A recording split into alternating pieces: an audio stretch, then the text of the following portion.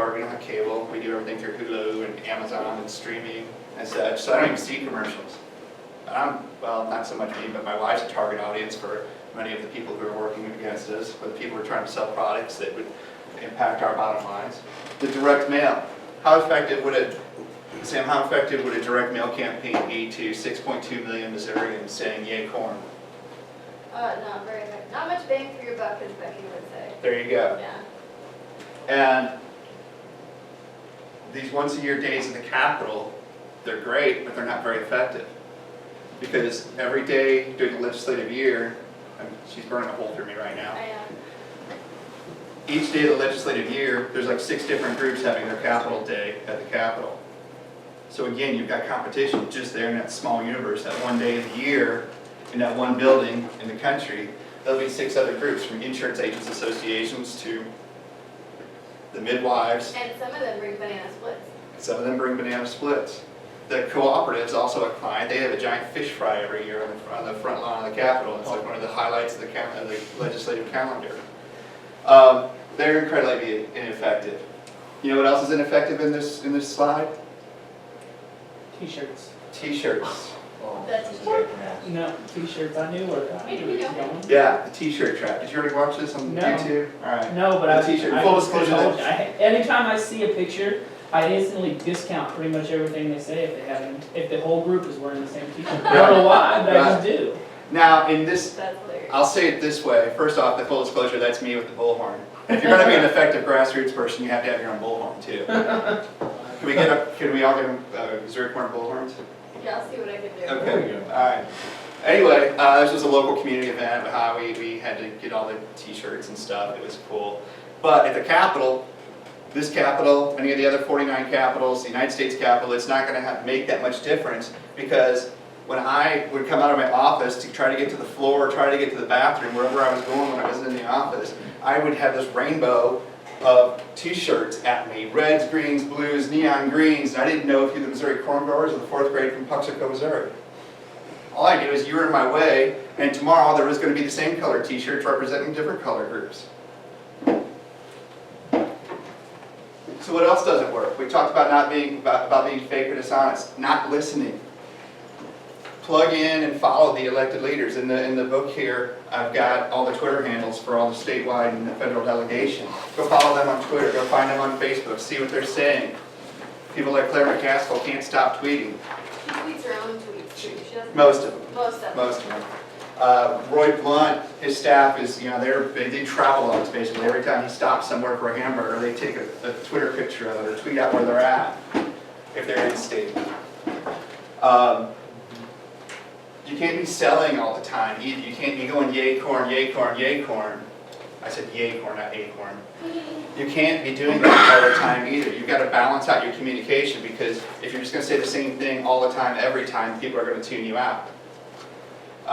You can't stay in your silos. This is where we talk about city cousins and country cousins. Whether at the Christmas table or on your Twitter feed, there's going to be people, hopefully you're going to attract people that aren't like you, that don't have all your experiences, because otherwise you're just preaching to the choir for the most part, except for corn spaghetti. Everybody needs to know about corn spaghetti. So you need to break out of your silos, break into this, follow the loyal opposition, see what they're saying. It gives you chances to refute, rebut, what have you, to be informed of what they're talking about. When we talked about with the hemp guy a while ago. And in some cases, if he's trying to get into the biofuels market with the hemp stuff, that would be loyal opposition, because that could crowd out it couldn't crowd out corn, but it could crowd out the goat boys and girls down the street at soybean, where we don't have a standard. Sharing too much information. There's a lot of things in agriculture that people don't need to know about, or maybe they do want to know about, but you don't need to be putting pictures of it out there. From birthing calves to shovel and chit. That's not the kind of, that's too much information for some people.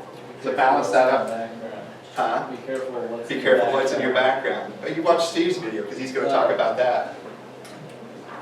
I trimmed the horns on the steers one time, Oh. and they bleed out. And I had a photo of that, and my cousins Well, take it as flipped out on Facebook. Oh my God, what'd you do to those animals? Paul Take- Cowherd putting down a dairy cow. Oh, yeah, yeah. That made a lot of sense to post online. Or turning bulls into steers, don't put that on. Yeah, don't do that. That'd be too much information. But why? Why should we do all these things? Why should we know what doesn't work and why should we know what works? Because what really works is we've got to build relationships, whether they're online or real world. We've got to build relationships with the people. And we see here, there's the Capitol right behind it, so it is a political message. We've got to build relationship with these people who are trying to legislate, taxate, and influence our lives, whether they're personal or professional. We've got to, and whether they're elected officials, consumers, your peers, whatever, all these people are having an impact on your life, just as you're having an impact on their lives in the various messages or purchase decisions or voting ways that you carry out. So this is why the grassroots are important, why we need you guys to be involved in the grassroots, to build these relationships. Because in the real world, it's all about those relationships. In the real world, when somebody says that they've got a massive grassroots army, and this group was pro-immigration reform to support comprehensive immigration reform at Congressman Luke DeMeyer's office in Jefferson City, dozens rally for immigration, and I think there's 14 people in the picture. But if you were to read their press releases, you would think there'd be 1 million people showing up at their rally. This was last year during Ferguson. This was a picture of the march from St. Louis to Jefferson City. This was taken just outside of town. And again, all the rancor, and I'm not saying anything about Ferguson, but you'd think there'd be more people than that in this walking in the rain, wouldn't you? By the way, this is also an example of no matter who you are, Pope or Pauper, the size of your funeral depends on the weather. If it's raining, you're going to have less people at your funeral. Unless you've got really great grassroots for yourself. The mainstream media relies on social media. You guys get time to watch Shepard Smith in the afternoons on Fox News? You recognize these tables back here? They are following all these social media platforms. Your advertisers are paying hundreds of thousands of dollars for a 30-second commercial to have Shepard Smith read you Twitter. Because that's what he's doing. And if your tweets aren't in that message, if he's not receiving it, or the Shepard Smith of your community isn't receiving it, how are you influencing anybody? How are you building support for your cause? How are you building support for your message? And forget about Shepard Smith, nearly 100% of the Missouri legislators, so 197 people, are actively tweeting or active on Facebook. So they're putting their message out there for anybody to receive. Just as so, you've got to take the initiative to follow and like these people that you're trying to influence to see what they're saying in tone and tenor and topic. So that you do meet them, either online or in the real world, you'll have a sense of how to initiate that conversation, of what to talk about, to have that relationship with them. If you just walk in there cold, there's actually really no reason why in 2015 you should walk into any legislator's office in any capital anywhere and not know just a little bit about them, because they're all, everything you want to know about them is available online. The pre-sale, right? Right, sales guys? Qualify my client? So where the fish are, know where and when and why our various audiences are there. You're in this room right now, but our opposition might be tweeting something that's some anti-corn message right now. There might be the Sorghum Association, which there isn't one in Missouri, right? There's not. They're not having sorghum roots right now to try to get more attention from corn. You know, they're not. I'm trying to draw an analogy here with an association that doesn't exist, with an issue that doesn't exist. But there are groups out there that are having meetings just like this. The Nurses Association has a leadership program. The State Chamber of Commerce has a leadership program. It's not really politically involved, but it does touch on it. And they do touch on those people, call on those people to become advocates for them when needed. There are some 300 associations just here in Jefferson City. They have all varying sizes of membership and strength and impact. And the really, really good ones have leadership programs like this where they're trying to involve their grassroots. So how do you reach these people? How do you reach these folks, whether it's on social, whether it's on in the real world? You've got to be interesting for one point. You can't be just hammering corn. You've got to have varied and varied messages that are going to attract attention. We frame everything that we publish through the Rocket Group for ourselves and for our clients through 3 filters. Does it educate them, does it inform them, or does it entertain them? So if you were able to frame your pro-corn tweets or Facebook posts in one of those 3 filters, that gives you plenty of opportunities to say it in different ways that people are going to be attracted to you. Because if you're just out there throwing the talking points or throwing whatever sticks to the wall, you're not attracting an audience, you're not moving any hearts and minds, you're not being a very effective member of a grassroots. Be local. What can we do? We talk about the capitals and such, from DC on down, but there's a lot of regulation from county health ordinances down to what have you, noise ordinances, neighbors moving in, and such at the local levels that impact us maybe more so than the rivers of the world thing with the EPA. I'm just going to keep calling it something different every time. That would be the entertainment part, the entertainment filter. Be thinking like them, not you. You know how you feel, but you've got to frame your argument. You've got to frame your sales pitch. That's hard to do, I think sometimes. Sometimes. Depends on the person, depends on the audience. But if you step back and think about it and detach yourself from a second, and Steve's going to talk about this in his leadership and the public speaking and such, we're going to have to frame these things. And you're going to go through some exercises tomorrow when we do the media training that you're going to have to think about things from the other side. So that'll be good practice for you when it comes to that point. Because if you can't talk like them, or you can't talk in terms that they understand, you've lost them. And it's going to be up to the next corn roots person or the next opponent to come in and hit their heart and mind to see how it to impact them. And I say, a couple of you might get this. Just tell your stories over trying to Thomas Dolby them. You know Thomas Dolby? She blinded me with science. Remember that song? If you come in there, Nathan, like you were saying with my corn Bible, and start going 500 million gallons, 400,000 bushels, 330,000 acres of corn. What's in it for me? What do I care? You told me, you just got to tell me you're not even in Libby's can. What do I care? So tell me the story. Tell me how I'm a 4th generation farmer. Tell them how I got to raise 5 different crops and 4 different species of animal just to keep the mortgage paid. Tell them how I have an aspiration to be just like you, Mr. Legislator, someday. That'll really get them. Tell those stories over the scientific facts, because who's paying attention? Who's paying attention? This slide's getting old, I need to update it. Because if you're boring them, if you're not telling them what's in it for them, this is what they're doing. Just like some of you are doing to me right now. Joshman. What? How do you reach them? Again, here's transparency and full disclosure. I'm in this is the Capitol lawn, on the south side of the Capitol. I'm supposed to be paying attention to something speech happening right in front of me, and the 3 of us all got our noses in our Blackberries at the time. Making notes. No, I was looking at Facebook. And Gary and Tracy were probably talking to each other. How do you get my attention? How do you get my attention if you're online or in the real world? Say my name. Say my name. At Rocket Group. Your presentation kind of sucks. At Missouri Corn. Thanks for having us today. Can't wait to have dinner tonight. At Dr. Spain MU on Twitter, I think is what it is it? I think it's MU Jim Spain. MU Jim Spain. That was a great presentation. Go Jayhawks. Say my name. You say my name, I'm going to look at it. We're all narcissists deep down. You get a notification too. We talked about you get the notification, you get the direct mail. We talked about direct mail a second ago. You've seen the one that they've done for a couple of years now.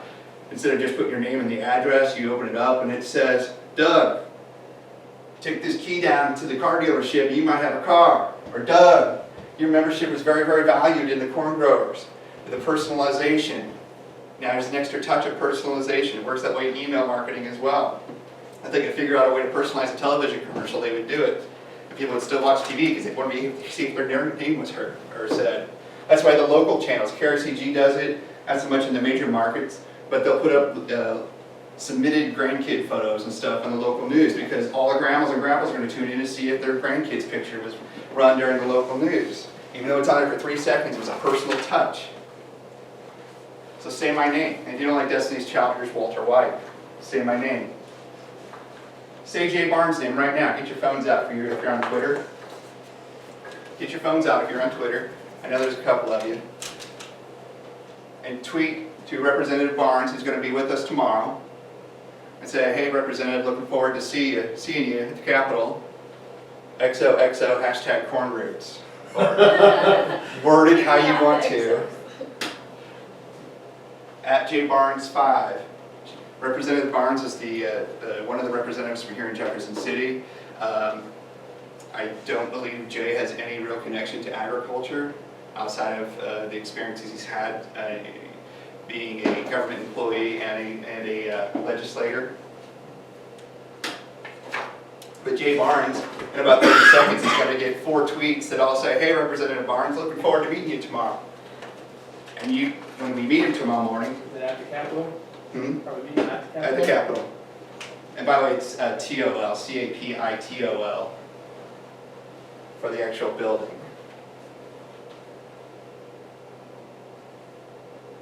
And be sure to hashtag corn roots in the tweet as well. We'll get you there, John, don't worry. Or Tom, sorry. We'll get you there You can work. on Twitter. Oh, yeah, That's tomorrow's I don't tweet. You're going to. You're going to have to, man. I'm gonna have to. We're going to get you I there. don't know if my phone does that. Sure it does. Yeah. Unflip it and see. No, it's Oh, then I know. Oh, yeah, you can do it. I left it out in the car. So Jay Barnes is sitting there at his legal office right now, and his phone's vibrating across his desk because all of us just tweeted to him. We'll see if we get. Don't mention it to him. See if we get a reaction out of him tomorrow. Okay? You guys all got this? Have you done this before, this actual exercise? Have I tweeted to Jay or No, just made in you guys? general. Just in Actually, general. no. Have a group do that when you were getting ready to meet them. No, I was just No. curious whether you'd ever done that. no, I haven't actually. I thought of it this weekend when I was tweaking this presentation. So again, listen first, everything else second. Jay's going to listen to the people he's going to meet tomorrow. He'll probably respond to you guys, being like, hey, rock on, dudes, or something. Whatever he's going to say, he probably won't say rock on, dudes. He'll probably say, thank you, fellow Missourian. That's probably how he'll say it. Rock on dudes would sound so much better. Wouldn't it? Wouldn't it? So listen first, everything else second. Just hashtag corn roots. Capital C, capital R. Yeah. No, you can't make me capitalize it. Lowercase.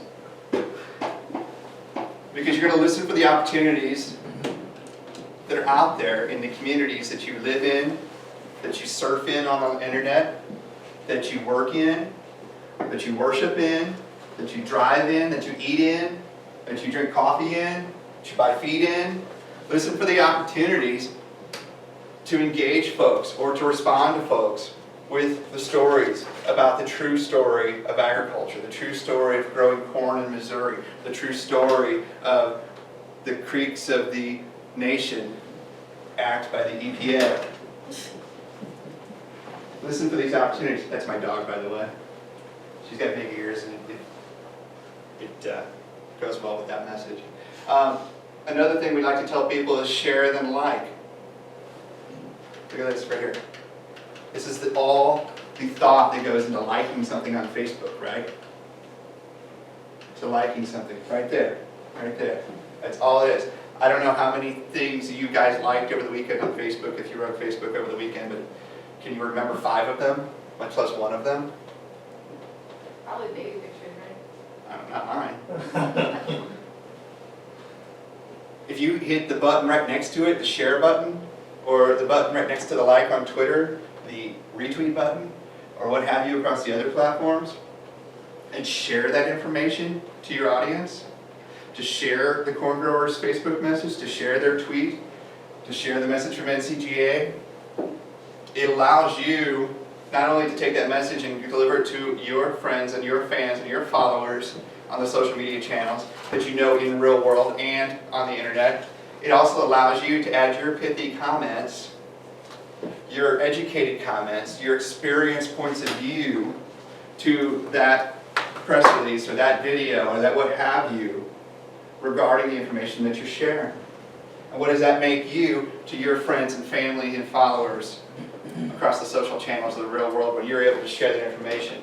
It makes you a subject matter expert. It makes you a grassroots leader in their eyes, whether that's accurate or not. In their eyes, you're the person who knows more about corn than anybody else. You're the person who knows more about WTF, wild turkey footage, than anybody else. So share then like. It's the most powerful action on social media. It's the most powerful action in the real world, to share information. I had a hot date planned about 3 weekends ago. I shared a bunch of Mizzou stuff on what was going on down there, and I lost my date. I think she finally added me on Facebook and then immediately canceled. So I consulted my sister. She said, "Yeah, you have too much junk on your Facebook. You probably scared her away pretty quick." I'm glad you said that. What time is it? How far are we behind? You're about half an hour behind. Wow, I started off 22 minutes behind. You can ignore that statement. No. It's a very important statement. And it's just Steve's I'm stealing time from. And he's going to back this up, I think, through his thing. Those comments, we talk more about this tomorrow too as well, the term called frequent flyer. That's what we called you at the Capitol. You were a frequent flyer. You were a crank. You were somebody who was going to complain about everything. That's why you need to talk in those reasons and balanced tones, coming from the place of experience. You can't do it on every topic either. That can't be the only thing on your Facebook page. And I didn't look at your Facebook page to see if that's the only thing on your Facebook page. But is it? Might be, yeah. Are you my grandma? Are you my grandma railing her fist? AKA Bill I Ashford. don't have kids, I don't pet, so. I understand. I understand. But you gotta balance that. I mean, that's the poster child, isn't it? Yes, yeah, Right. pretty well. Again, go back to those 3 filters I told you about that we live by: educate, inform, entertain. And balance those out. If I've done one thing that's educating them, then I need to do an information piece. If I've done education and informing, I better do entertaining. And what are people going to be most likely to respond to and engage with and look at? The entertainment. So if you can put it in some, haha funny, I'm about to lose my farm away. No, that's not right. If you're able to put it and frame it in some way that could be entertaining, while still being educational and informative, you've won. You've hit the triple crown there. That makes me think of all the posts that you see that are like memes about guns and like, oh, such and such can get a gun, but we won't harm. We won't let people have. Right, exactly. Because entertaining as well as make your point. Right. Entertain some people. Yeah. Right. Know your audience. Always know your audience, right, Steve? So, here's what we're trying to do with you guys. And what you're going to have to do when you get back home to the communities with your own audiences to build up the support that you're going to need to do these things. Train your people, involve your people, give them something to do at all times, keep them informed, delegate once they are comfortable. We're doing all these things this week, up till delegate with you this week. After we turn you loose, you're going to be empowered to go out there and carry the corn message. You're going to be empowered to go out and do what you want to do, whether it's everything or nothing, and somewhere in between with what the opportunities being given to you here with the Grassroots Leadership Academy. Because an engaged, involved, and informed, and trained membership will be our biggest asset. And then commit, just commit to being informed, commit to going out. Did you guys go out and like and follow corn growers on the social media already? I'm sure Becky's already sent out 3 different things since she left the room to see if you guys were. But go out and do that, because that information is critical to the discussions you're going to be having out there in the field. Don't wait for them to pick up the phone and say, hey, want to be in this radio interview? Already be that informed person. You've got the power to do it, to be the educated, informed, and involved grassroots that we need from you here in the Corn Roots group. You guys ready to rock? Again, that's me, Rocket Group. Any questions? Good conversation during this. This is awesome. Join us, guys. What is the actual rocket group? I mean, what? Oh, I kind of glossed over that, didn't I? I'm sorry. We're a full-service marketing firm where we are building online and real-world communications tools for businesses, organizations, and nonprofits, whether we're building websites or social media campaigns or graphic design or direct mail. We do a lot of message training, media training. We do a lot of social media training. You'll see that in full effect tomorrow. with organizations, whether it's like local small businesses, and we've worked up into the Fortune 100, like MasterCard and Phillips 66. We cut our teeth in the political world. I've done more than 400 campaigns, candidate election campaigns, from being full-on campaign manager to just being a vendor, mostly somewhere in between. And we've won more than 85% of those races. Are you a licensed lobbyist of Missouri State? I am not a licensed or a registered lobbyist. Yeah, I'm not a registered lobbyist. We don't lobby. We're not a lobby shop. We work with organizations like the corn growers who work under the dome, but we work around the dome. Is how I term it. And that's all I've got. Guys, you're great. Any questions? You ready for this? You still excited about this? Gotcha. All right. Pressure's on. Did you respond back to anybody yet? No. We should get a corn grower's hat or a prize or something, the first person he responds to. We should. I will think of something. Yeah, we'll figure out something.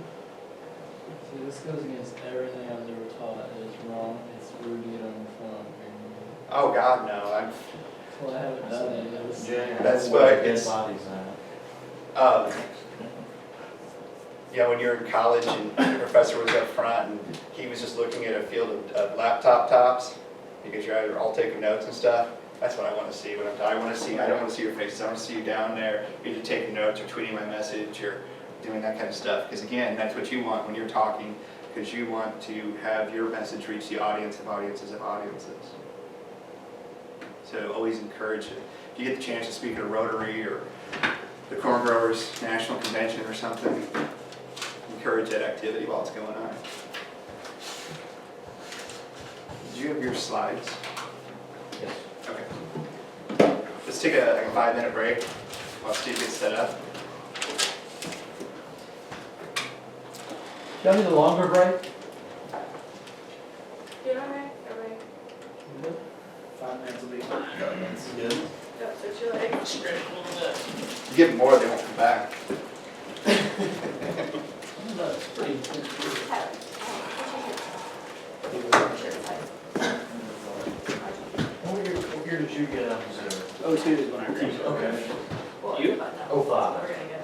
I remember you being on Barely campus. crossed paths. Yeah, because you were the state officer when I was, I think, a junior, senior in high school, I recall. I was- You even talked to Norman a couple times, I think. I did talk at Northern, now that I think about it. I think I gave a, Yes. We're switching. I spoke at the chapter banquet there at Northern. Forgot about that. I did speak at that one. Did you have a